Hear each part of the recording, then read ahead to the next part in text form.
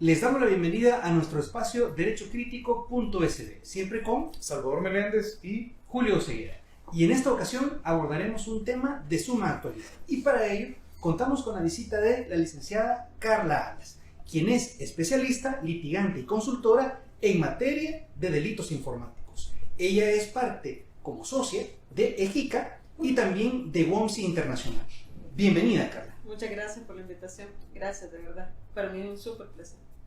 bueno, Carla, aquí entrando en materia, vamos a hablar de delitos informáticos, lo básico. ¿Qué debemos entender por delitos informáticos? Bueno, en principio, para hacerlo un poco así, al grano, un delito informático es toda conducta que se ejecuta con un medio tecnológico.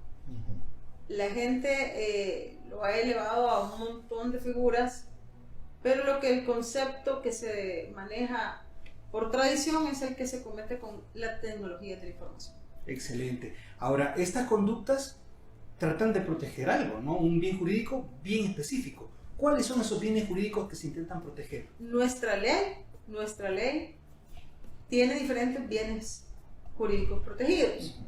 Uno es precisamente la información, otra es obviamente la imagen, derivado del derecho de autodeterminación informativa, pero también está el patrimonio, están los niños, niñas, adolescentes y personas con habilidades especiales y pues obviamente pues también el tema de lo que es los sistemas informáticos. Esos son los bienes a grandes rasgos. ¿Y en términos generales tú consideras que esta ley alcanza a cumplir esta protección?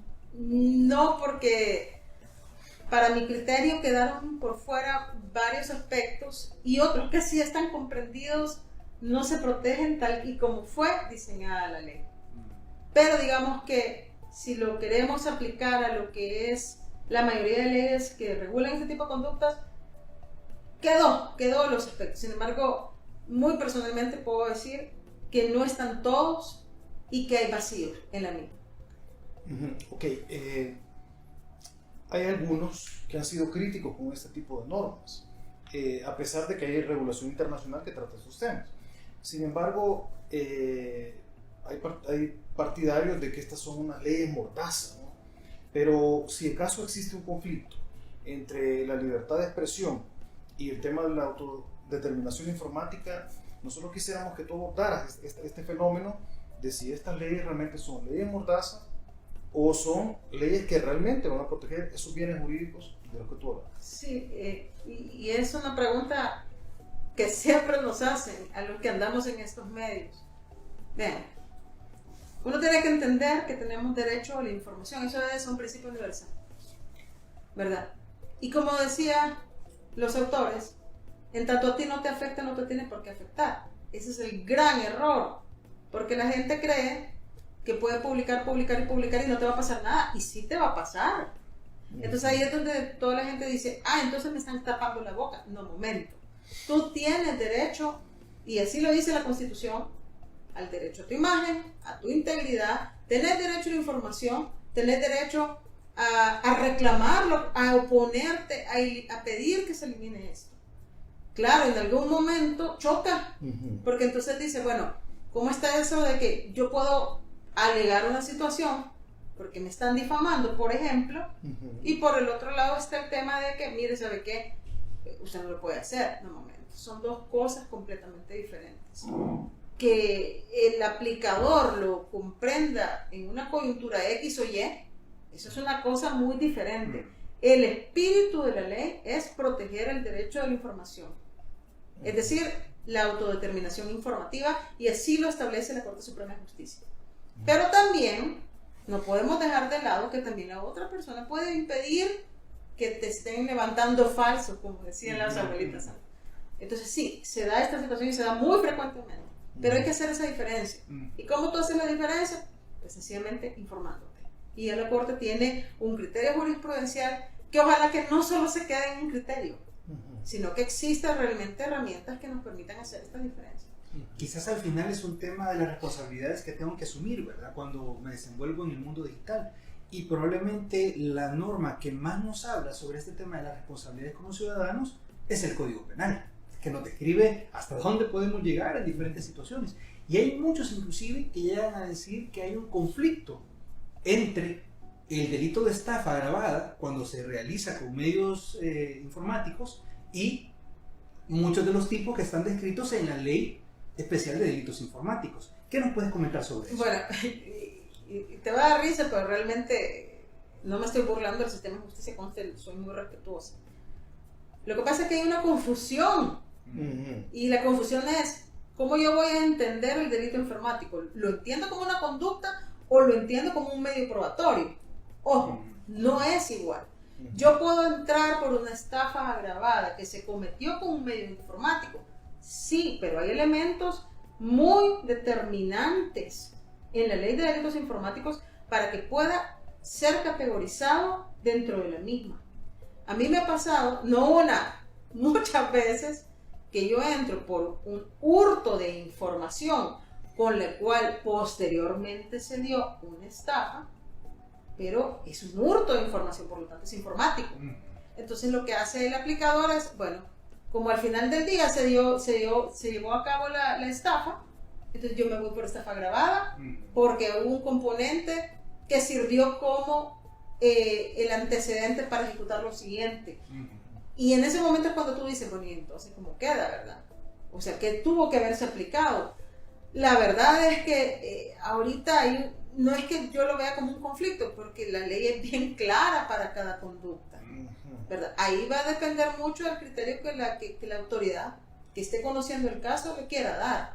Y mucho es astucia del abogado, llevar el medio probatorio que puede identificar uno y el otro delito. Y eso es lo que se está dando muchas veces. Entonces, aunque nosotros no querramos decirlo, y personalmente pienso que no debería existir ese conflicto, pero sí se da. Sí se da. Por lo que tú estás hablando, aquí a mí me huele también, Julio, que hay un problema de capacitación probablemente en el tema de jueces y probablemente en el tema de Fiscalía General de la República. Entonces, ya no digamos los abogados litigantes, ¿verdad? Los colegas. Pero precisando, quisiéramos saber también esas conductas que se tipifican, cuáles para ti son las correctas, ¿verdad? Las que están en la norma, y cuáles son aquellas que probablemente no están tipificadas y que hacen falta tipificar. Claro. Bueno, quizás comentarles un poco. La Ley de Delitos Informáticos y Conexos dividió diferentes aspectos a ser regulados. Uno es precisamente lo que es el tema de los delitos informáticos para niños, niñas y adolescentes, por ejemplo, la pornografía digital, ¿cómo se llama? La trata de menores que conlleva todo esto, pero también regula otros aspectos, por ejemplo, el uso de información, y sin perjuicio de que todavía está en manos del Ejecutivo la Ley de Protección de Datos, pero sí la ley ya hablaba de la protección penal del uso no autorizado de los datos, ¿verdad? Eso es fenómeno. O sea, ¿por qué? Y lo digo en ese contexto, porque sin tener una ley de protección de datos ya tenemos una conducta penal tipificada. Y eso está perfecto, porque ante el vacío sí se puede aplicar. Pero hay otras conductas, por ejemplo, propiedad intelectual, que queda de fuera. Y cuando tú vienes y quieres aplicar, por ejemplo, una piratería digital que se comete a través de un medio informático, ¿qué es lo que dice la ley? No sabe qué, pues no le aplica esta, le aplica la ley de propiedad intelectual. Sí, pero la ley de propiedad intelectual en los delitos, ¿verdad? Cuya conducta es punitiva de cárcel, se refiere a un uso no autorizado. Pero no se pone a pensar que cuando hay una tecnología que posiblemente es protegida a través de un derecho de autor, como es un software, o puede ser una base de datos, y con la cual se están cometiendo ilícitos, eso quedó por fuera. Entonces, ¿qué es lo que pasa? Te quedas así como, y entonces pues, o sea, de pronto te vas a encontrar con que tenés por decirte algo, te hicieron un hackeo, y te hackean una página web. Página web es propiedad intelectual. todo eso queda por fuera. Creo que hay elementos como esos que pudieran reforzarse si tuviéramos, por ejemplo, un tratado, ¿verdad? Que no tenemos como país y que sí contemplaba este tipo de figuras. Este último tema justamente me lleva a preguntarte sobre el convenio de Budapest, que es sobre la cibercriminalidad o ciberdelincuencia. Este es un convenio que, según entiendo, todavía no ha sido ratificado por El Salvador. No lo hemos ratificado. Un tratado que está desde el 2004, son varios los países los que lo han ratificado, nosotros no. Y sí le puedo decir una cosa: cuando tú te metes en estas aguas profundas de la cibercriminalidad, sin convertirme, y lo debo decir categóricamente, pues yo soy abogada, que me encanta pues obviamente todos estos temas, pero no me convierte en esos expertos tan especializados, pero definitivamente cuando tú tienes un convenio como este, que sí te comprende toda la cantidad de figuras que hay, aquí hay narcotráfico, aquí hay lavado de dinero, aquí hay temas de niños, aquí hay temas de propiedad intelectual y otros aspectos vinculados a la tecnología misma, que si lo tuviéramos, yo no dudaría que lo que tenemos en este momento fuera el match perfecto. Así ha operado en otros aspectos legales de otras ramas legales que pues conocemos, y sin duda esto pudiera beneficiar como país el tenerlo como una ley superior al momento de invocarse, que tengan conductas como estas. Bueno, Carla, llegamos básicamente a esta parte de cuáles serían tus recomendaciones concretas en el tema, ya sea de capacitación de jueces sobre estos temas, en el tema de fiscales capacitados y también la capacitación al gremio de abogados interesados en estos temas. Claro. Porque, bueno, aquí en la LITI se hace camino al andar, pero la cuestión es, además de la parte de capacitación, el tema de la regulación.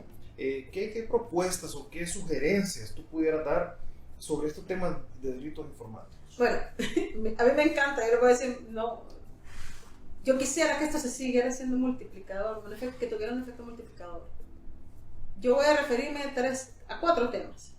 La primera, indiscutiblemente, es un tema cultural, que no solamente se debe abordar a nivel de todo nuestro sistema jurídico. Esto es extendible a todo el mundo, porque en la medida que tú puedas educar a una persona que tu información es valiosa, que tu ambiente digital también es valioso y que tenés que cuidarlo, va a ser más fácil para el abogado poderle decir, ¿sabes qué? Proteger tu información. La gente no entiende que tiene que proteger su información. Entonces es un tema cultural, porque tú dices, bueno, hice un meme. No, pero si es chiste. No, no es chiste. Te están haciendo un bullying, te están difamando y así un montón de cosas. Entonces, para mí es educar a la población. Segundo, sí, hay que capacitar a los jueces, porque tú lo acabas de mencionar, somos abogados, no somos ingenieros, no somos desarrolladores. Yo siempre hago el comentario, enamórense de sus partes técnicas, hablen con sus equipos informáticos, porque ellos son los que nos pueden dar grandes y valiosos elementos. Porque no es lo mismo cuando tú estás en un estrado, cuando tú estás dando un alegato, no, miren, es que fíjense que la IP, perdón, pues no tenemos esa educación.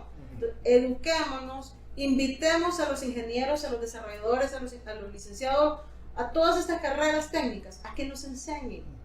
Porque tú no puedes pretender tener un ministerio público que solo se vea muy al código y no pueda defender un informe pericial, por ejemplo, cuando se te presenta un informe pericial, porque no lo entiendes. Entonces tiene que existir una capacitación. Y tercero, invertir. ¿Invertir en qué sentido? En herramientas de ciberseguridad. Al final la gente puede perder grandes cantidades de dinero porque piensa que la ciberseguridad es cara. Pero yo te pregunto, ¿qué es más caro? ¿Tus años en haber perfeccionado una situación y que venga un hacker y en cuestión de un clic te borró todo eso? La gente de eso tiene que entender lo que hay que invertir, hay que hacer una política de Estado también, y lo tengo que decir categóricamente. Entiendo que hay una política, que falta mucho por invertir en la cibercriminalidad, sí, pero ¿cómo se hace? Posiblemente ya no a paso lento, tendríamos que ir acelerando las cosas. Tenemos que tener una protección de datos. No la tenemos. Si bien el ejercicio pudiera ser que no sea lo más felices, pero sí se tiene que hacer. Entonces, esas serían mis propuestas. Invertir en estas cuestiones y pues eso nos abre al espacio donde estamos en este momento. Y ya no estamos hace 40, 60 años. Estamos en una etapa donde ¿quiénes vienen? Generación Z. Nativos digitales. Sí. Y cuando tú pones a un adolescente a hablar de estas cosas, te quedas como, no entiendo. Entonces, hay que invertir en eso. Excelente. Muy interesantes reflexiones, Carla. Realmente esto nos da una pequeña aproximación del tamaño que implica toda esta situación sobre los delitos informáticos. Es importante que tengamos en cuenta que todo lo que nos has mencionado y algunos datos adicionales se encuentran también en una entrevista, en un artículo bien interesante que ha sido publicado en la revista Derecho y Negocios, que puede ser consultado en el link que les dejamos en el comentario de este video. Así que muchas gracias por tu participación, de nuevo por el tiempo que te has tomado, no solo en este espacio, sino en el entrenamiento que has llevado para estar en el momento en el que te encuentras. Y en ese orden, Julio, también nosotros muy agradecidos de tu presencia, y cuéntanos dónde te podemos seguir a nivel digital. No, bueno, en mis redes sociales, bueno, soy socia de la firma Exija Centroamérica y Caribe, www.exija.com. Y también yo tengo un blog que se llama Un Punto y una Arroba. Ahí les puedo compartir también el link. Yo ahí escribo mis locuras. Me encanta escribir de estos temas, y pues también en redes, Twitter, Facebook, LinkedIn. Ahí me van a encontrar haciendo relajo. Como Carla Alas de Duarte. De Duarte. Sí. Ok, excelente. Excelente. ¿Alguna palabra final? No, bueno, miren, yo siempre que doy clases les digo, la tecnología vino a mejorar nuestras vidas.